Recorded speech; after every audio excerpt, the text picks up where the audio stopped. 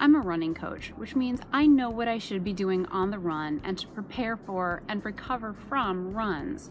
But just because I know what I should be doing doesn't mean that's actually what I do. So here are my running coach confessions filmed on the run. I often joke that I run because I like pizza and cupcakes, but here's my secret. It's not a joke. It's true. I don't have the best diet in the world. I know all the nutrition rules. I know carb to protein ratios, and I know how many servings of vegetables I should be eating on a daily basis. And I also know that I very rarely follow those rules. In my mind, life is too short to deny yourself an occasional treat.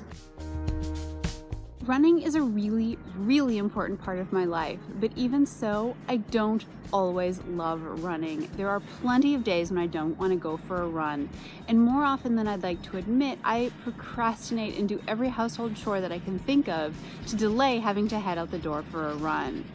But it's important to note that while I often don't want to go for a run, it is very rare that I regret having gone for a run. I've been running for nearly 20 years and I've accomplished pretty much every running goal that I have ever set out for myself. But even so, I often doubt my abilities. I'll start out a new marathon training cycle and I wonder if I'll be able to do it.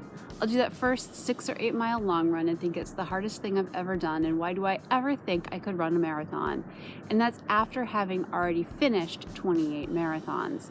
So for me, this self-doubt has never really gone away. I've just gotten much better at ignoring it and continuing on anyway.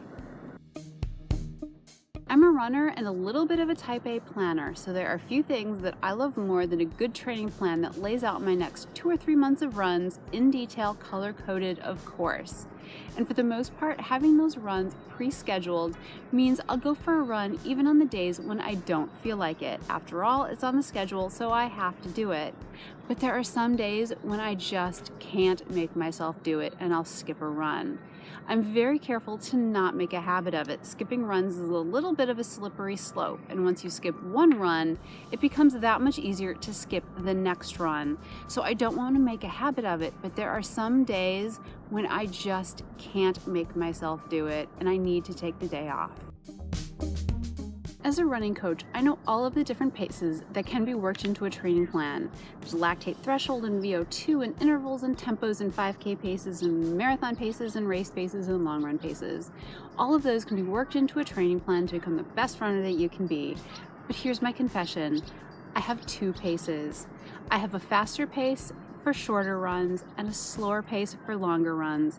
Any more than that and it becomes a chore. Running becomes a little too complex when I have to focus on a specific pace and a different pace for every run. It's too much like work.